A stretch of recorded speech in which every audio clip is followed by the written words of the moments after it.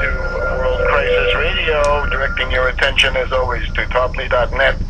Topley.net, one-stop shopping to understand what's going on in the world. So Sarkozy at the United Nations wants a financial transaction tax. Good.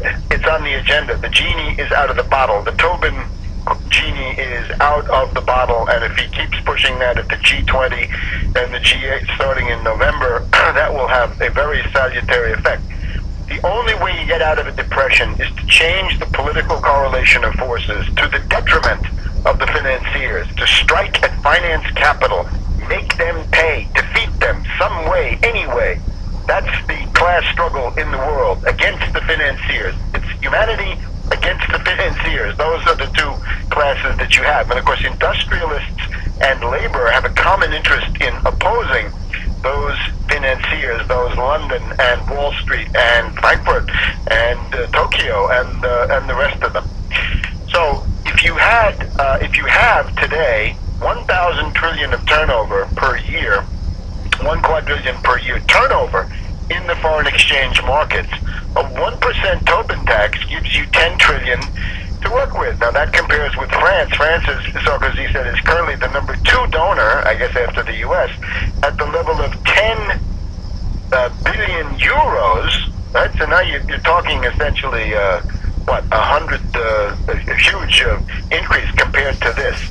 The countries that are likely to be sympathetic: France is for this, Germany for it, Brazil is for it, Norway, Austria against, the usual Anglo-Saxon conspiracy types, US, Canada, Britain, and then China. How embarrassing for China to be caught in this English-speaking club. They better revise their position fast. But with 10 trillion, let's suppose we have a multilateral development authority devoted to productive investment in infrastructure. What could you do? Well, you undo the Indus, that's one. The Nile makes 2. Full Tennessee Valley Authority treatment.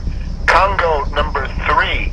Amazon, 4. Rio de la Plata, 5. Ganges, Brahmaputra, probably 7. Mackenzie in Canada, 8. And you might then have money for your Gibraltar Bridge Tunnel, and you might have some money left over for the Mekong, and you might have some money left over for that connection Italy-Tunisia by way of Sicily. You get the idea. If these are trillion-dollar projects, you can fill in the blanks. And this is what ought to be done. Now, the specifics, who gets the money, how it's used, how much, how big is the tax, all of that is open, because he didn't even mention any of that. I mean, he has his ideas, obviously, but we don't care about his ideas. We want to make this much broader. These are the openings that you exploit. Once somebody has said the magic words, tax the banks, the sky's the limit. And once the average person realizes that bankers pay no tax, they don't pay a transfer tax, they don't pay a sales tax, they don't pay corporate income tax. And if the Republicans get their way, they won't even pay anything on their S-Corps and their LLCs. And that's Kohlberg, Kravis, Roberts, and Fidelity. My God, as small businesses. Then the anger goes where it belongs, against Wall Street, who control the government and loot the government and use the government to loot the people. Now, why is he doing this? Obviously, Sarkozy has his own problems. He's deeply unpopular. He's facing Dominique Strauss-Kahn as a challenger. He's facing de Villepin as a challenger. But in particular, Strauss-Kahn. And if Sarkozy says, I want the Tobin tax, then the Anglo-Americans are going to tell Strauss-Kahn, hey, Dominique Strauss-Kahn, you've got to say no. So that's a way for Sarkozy. That's why he does it. Yes, he has ulterior motives. Yes, he has an agenda. So what? There are a lot of people with ulterior motives and an agenda who are saying free market and essentially don't you dare tax the banks. Now, let's look at the questions then of economic program. One thing is the immediate need to increase wheat production in the world. There's just been this summit at the FAO in Rome, Food and Agricultural Organization, a huge increase in the wheat price because of the Pakistani floods and above all the Russian heat wave, and that focuses then on countries like Egypt, where they're afraid of famine and riots. We need to have a regulated market. Stop the speculators from coming in and feasting on human flesh. But let's also talk about China. Interesting here, the Wall Street Journal, September 23rd. They've been riding on the fastest high-speed rail in the world, which is now China Railway High Speed at 217 miles an hour. That's faster than the French TGV, faster than the Japanese Shinkansen bullet train, and it goes from Guangzhou, that's Canton, to the industrial city of Wuhan on the Yangtze River. And it's a beautiful train, and it goes across this beautiful Chinese countryside, and there it is. The Chinese fast trains. It's a 600-mile trip. It used to take 16 hours. It now takes 3.25 hours. What are you going to do to match that? Now, we could take at least a couple of steps in the right direction. Here we have the New York Daily News. Says, hey, Obama, you want to do something for New York? Set up high-speed Amtrak rail lines to Albany from New York and from New York to Buffalo. Build the second phase of the 2nd Avenue subway line linking the Bronx to Brooklyn.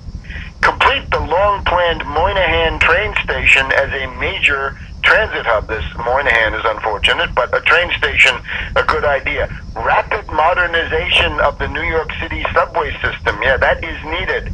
Underground freight tunnel to bring cargo into the city by rail. Yes. Complete overhaul of the Tappan Zee Bridge. This is where the Hudson River spreads out some miles above New York City. Yes. Train linking Penn Station directly to JFK, LaGuardia, and Newark airports. Yes.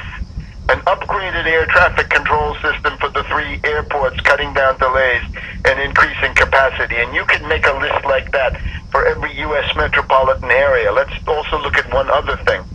We have Senator George Voinovich, Republican, doing something good here. He's about to retire, so he's beyond the reach of the reactionary forces in the field today.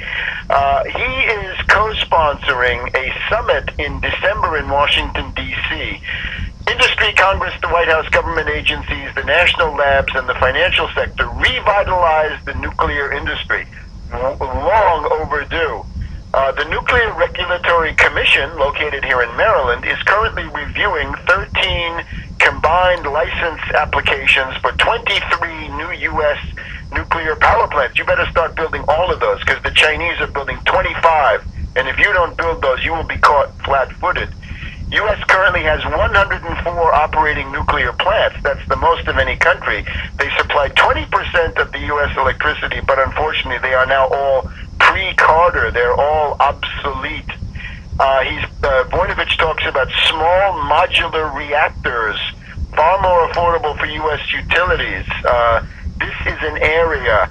The Department of Energy has about $50 million now for small nuclear reactors in the fiscal 2011 budget, and the competition for this is already beginning. Co-sponsor for this meeting in December, Senator Tom Carper, Democrat of Delaware. And here in the Washington Post, we have a very interesting article in the Health and Science Department.